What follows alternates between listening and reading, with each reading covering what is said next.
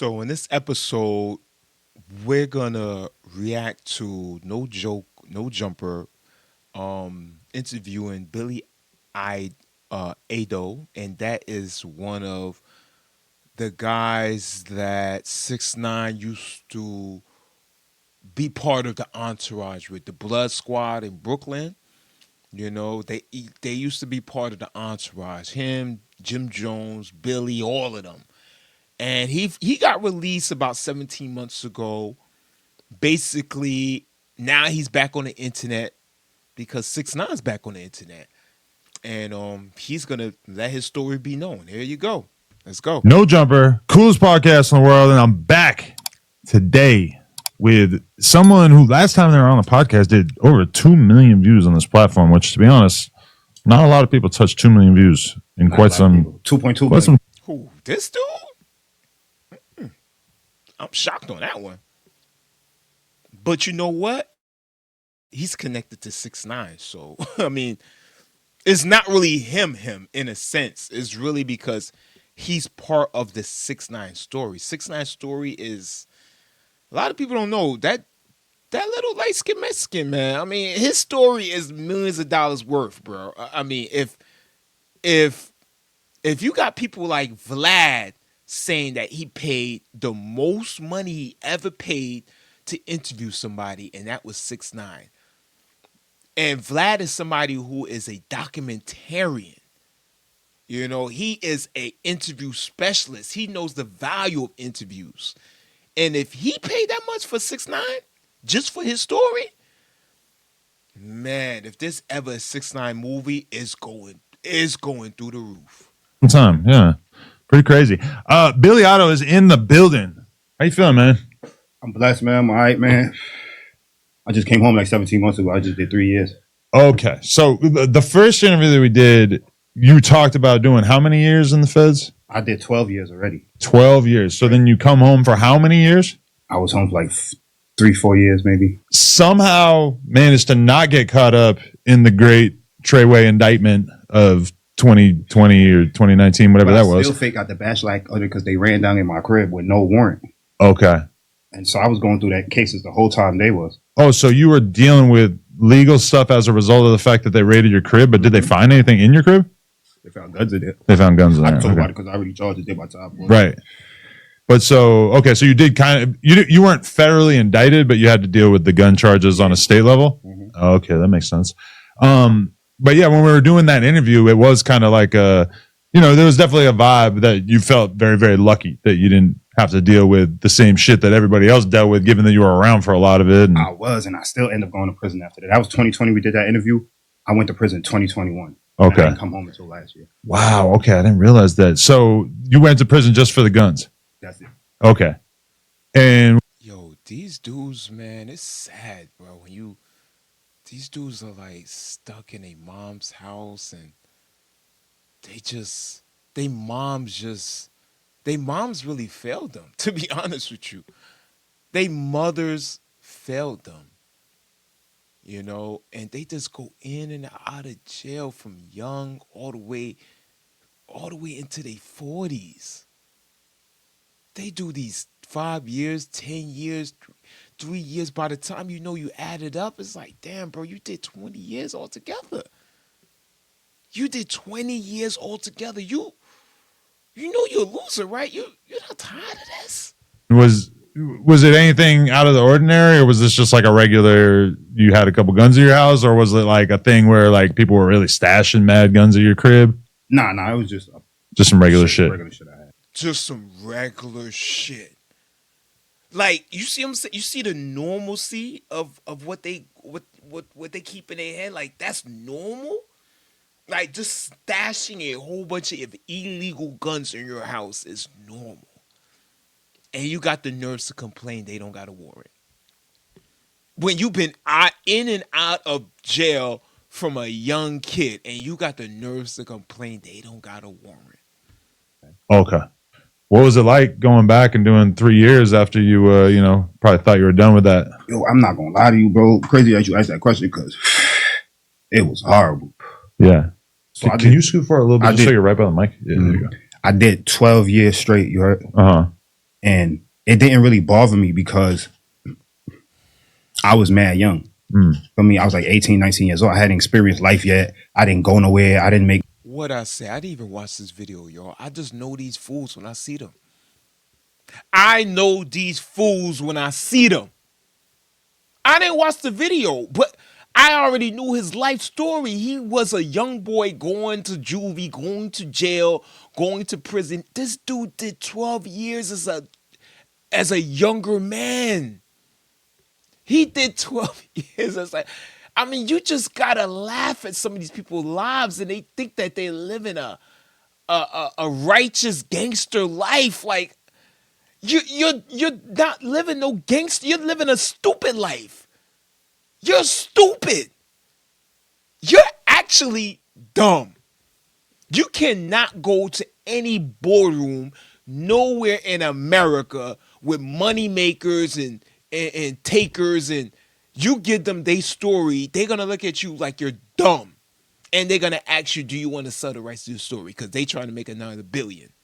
No real good friends, nothing. I never traveled. I was still living with my moms and shit. Prison's not that different than being in the hood. It wasn't that different than being in the hood or being locked up. Can't really go nowhere because I live with my strict ass mom. We from Trinidad. She already don't let me do mad shit. I gotta sneak out. Yo, you see how Adam relate to what he's even talking about? Like, Adam relates to it. Like, you don't have to necessarily be from a crazy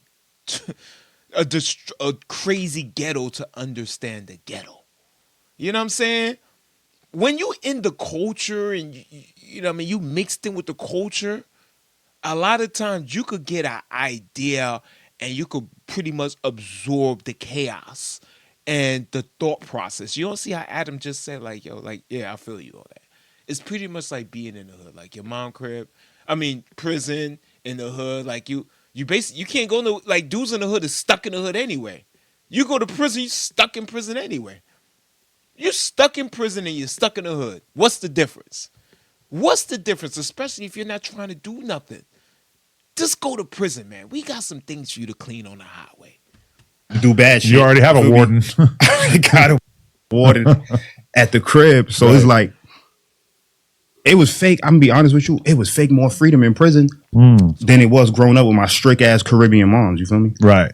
So, but then in between the two prison sentences, you have a period of time where you're running around, seeing what it's like to have money, to have fame, to have bitches on your dick, to have all this shit. Then you get locked up again, and it's like probably a lot worse. And I'm so stressed out because now I accomplished so much. I got money, cars, jewelry, stuff going on. I'm running Airbnb businesses. I got the whole Treyway backlash shit we dealing with. All the bros locked up. It's like, damn, now I'm in jail too. Right. And I'm in prison. Now I'm dealing with this shit. And I'm so stressed out. Before, I didn't give a fuck. I fight at any time. I do whatever before. And I was like, I'm depressed. Because who wants to be in this? Now I'm a grown man. So now it's clicking to me like, yo, bro, life is real now. You can't be up in here wasting your life in no jail, bro. Right. And I mean, Okay. I apologize to everything I said before, even though I still think he's a fool. But it's from his past. He learned from that. It seems like he's learning from that, and that's what really counts, because at the end of the day, even though I call him a fool, y'all gotta remember that people like me, we just didn't just hop on the internet. Like, we don't even believe in this internet stuff and showing our face, but we try to keep up with the times, you know? And I'm telling you, people like me, we had a life before. That's why we get on this internet and we could just talk and freestyle without no words in front of us, like, and entertain people, because we've been through so much versions of life. You know what I'm saying?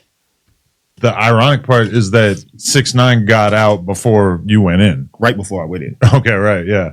Right when we was doing the interview around that time in 2020. Yeah.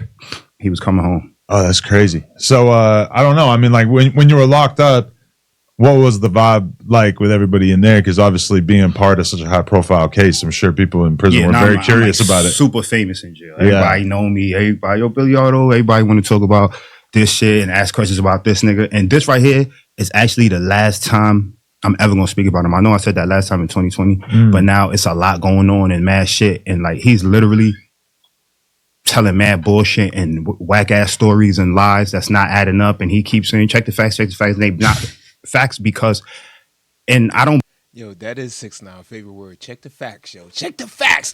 Gang, gang, gang, gang. blame the people because how the hell would the people know if they really facts or not? If you show them some little bullshit and say that, they don't know. They not from there, you feel me? Right. And nobody's that got that much say so or power on that type of platform to test the shit he's saying, you feel me? Right, because he's one person that really, I think, depends on the fact that he knows that most people are not paying that close of attention, you know? Right. So when he gets on, He's able to do that because 6ix9ine knows that he's the star and all the rest of y'all are losers. He knows that the narrative he brings to his followers, which is multiple millions of people, he knows, number one, they don't give two shits about the streets. And number two, he knows that y'all are nothing but a bunch of Negroes in Brooklyn that nobody cares about. on there, it's like there's certain things where I feel like, oh, maybe he's telling I'm just being honest. the truth. And then there's other things where I just feel like I know you're bullshitting, but you just said it 10 times and you said these is facts and you said everybody's going to skip this over and over. And it's like he's really counting on the fact that so many people have just forgotten or don't care. But yeah, it is kind of a weird moment because realistically, in the history of snitching in hip hop, he was a pioneer. And now it's starting to feel more and more. Yo, Adam says 6ix9ine is a pioneer of snitching. Yo, who says that? Adam22 says 6ix9ine is the pioneer of snitching. Wow, I'm going to use that.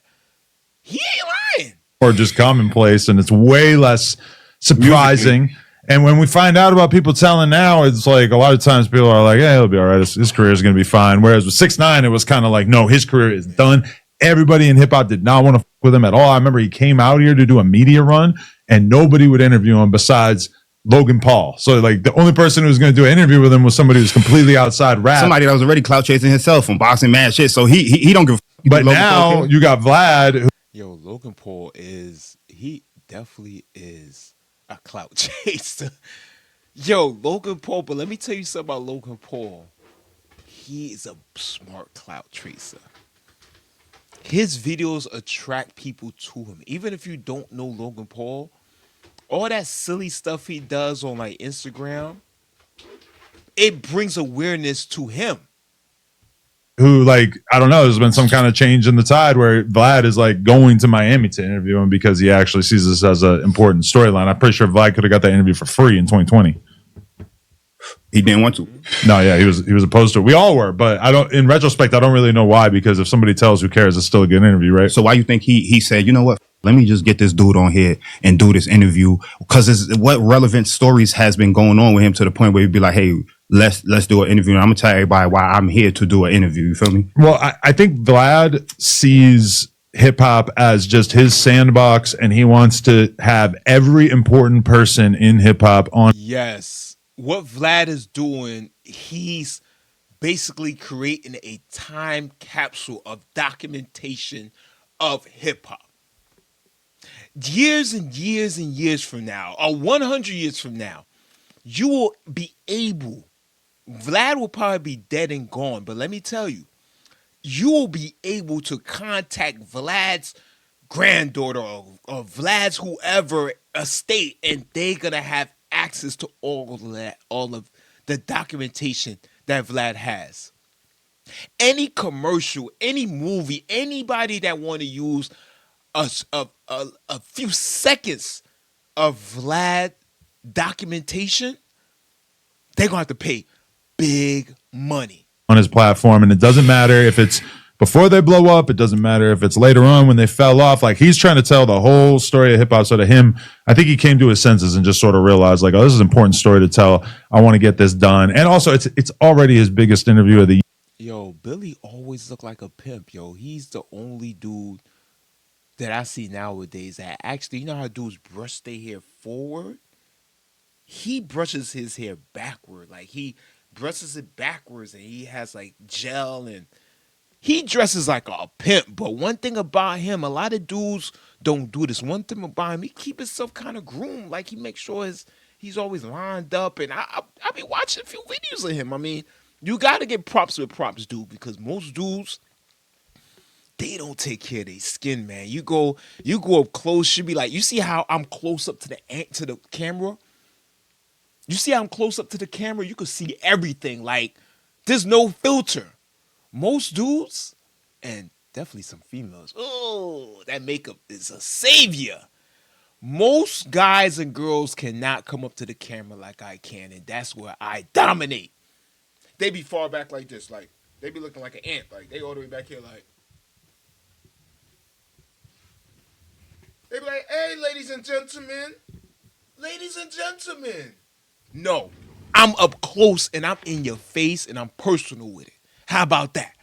Year, and it's not even fully out yet. So apparently there was an appetite to hear a lot of these stories. I think 6ix9ine is kind of smart because I think he realized that people had gotten sick of him, and then he took a couple years away from the spotlight, and then when he comes back, and it's like now people seem a little bit more hospitable.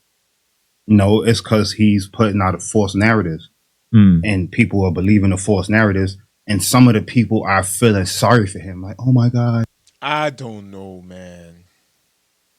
I have to disagree. I have to disagree. This is a guy that came out. He's depressed. He don't have the money as 6ix9ine. He's not as famous as 6ix9ine until he goes to jail and everybody want to hear his story. 6ix9ine, he did have his girl sleep with one of his homeboys. That's a fact. His homeboys were sleeping with his girl. That's a fact. They did try to kidnap him. That's a fact. They did try to kill him. This actually a recording of it. That's a fact. Jim Jones was on a recording saying, let's do this and that to 6ix9ine. That's a fact. I mean, there's so much facts in the case where it's like, wait a minute. Y'all turned against 6ix9ine before he turned against. Why was 6ix9ine not turn against or so-called snitch when y'all did all of that to him? Y'all was about to body him for no reason, all because y'all was on some blood shit in Brooklyn. Like, it was no reason for y'all to try to plot a hit on 6ix9ine and then get upset and then tell the world he's a snitch when y'all basically